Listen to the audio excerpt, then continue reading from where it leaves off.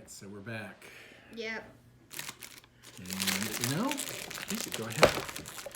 This is rule number 6, but I think it's like maybe what is it our 13th? Yeah, it's our 13th episode. That's quite a few. What do you think about having 13 episodes? That's really cool. What are you looking for? Real quick. Oh. Yep. All right. Things have eased up a little bit on our stay-at-home restrictions, so we're able to get together more. We're still supposed to stay 6 feet apart and wear masks and things, so, but still on a little bit of a lockdown. Here's what I thought we'd talk about today. See if you were agreeable. I wanted to talk about kind of one of my views that when it comes to living my life, I am responsible for myself. What do you think that means? If you rob a bank, you should pay the punishment, I guess. Definitely. I think in something as dramatic as that, definitely. I think it even boils down to little things in life.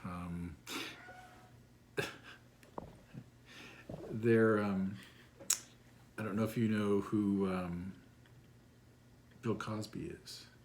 Oh, yeah. He used to have a show, and he was the father of a family. And there was an episode where he left a juicer out, and his little girl got it and made a huge mess.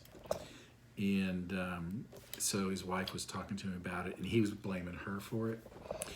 And she said, "But who left the juicer out?"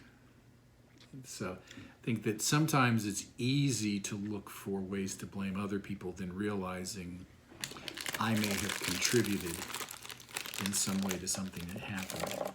So I try to ask myself, what did I do to cause this if something happens in my life? 4. That's quite a little cluster. And what did I learn? What did I learn that I can do differently next time in the future from this situation? So, if I'm going to take responsibility for myself, some of the things I wrote down were things like, don't make excuses, don't blame others, own your stuff. You know what that means? Don't steal stuff. When I think of own your stuff, it's like be willing to admit that I have weaknesses and faults, and sometimes those weaknesses and faults impact my behavior, and they're just unavoidable, and it's okay.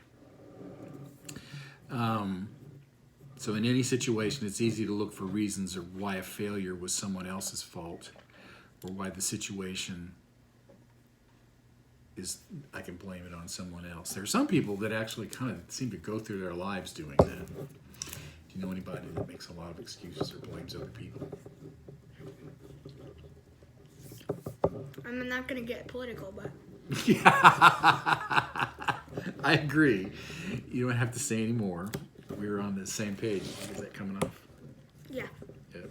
Oh, I got that. Definitely on the same page. And it is a shame that even some adults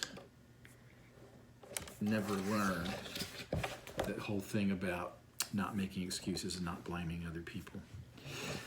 The way this also kind of occurs to me is that if I were to say, in many ways, life is about the choices we make, what would you say that means? Every choice you make impacts your life. Mm-hmm. Every choice you make has an outcome. Every choice you make has a consequence or a benefit, I guess. And who makes the choices? You. I do, exactly. To me, that's where the responsibility part comes in. So, we can't control everything, though, can we? Sometimes things happen.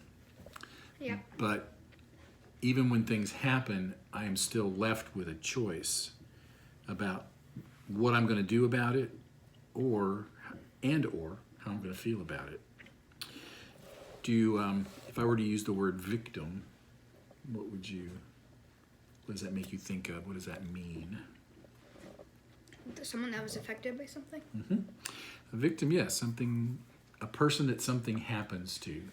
So a victim of an accident would be the person who's injured. A victim of a crime is the person that has a crime perpetrated against them. I thought that was the person that, like, for example, armed robbery. What about armed robbery? Like the person that gets robbed. Is the victim. I know that's it. Yep, that's what you're saying. Got it. What do you think the opposite of being a victim is? Being the causer? Yeah, that's a good word. I had trouble when I was thinking of that one. The three words that kind of came to mind for me in that regard were actor, not like an actor, like a movie actor, but someone who acts to do something. The doer, and in some ways a survivor. But you know, what was it you just said? You said, what was the word you used? Causer? Yeah. Causer. I like that. The person who is a causer would be the opposite of a victim. So if you're a victim, you tend to be passive. You kind of sit back and let things happen. You're reactive to it. And I think a lot of times victims will make excuses or blame. Now, obviously, if someone attacks you, I don't want to blame the victim in those situations. I'm kind of talking about in situations where I have control of someone. All right, let me see. I am going to stop this so we can start a new one.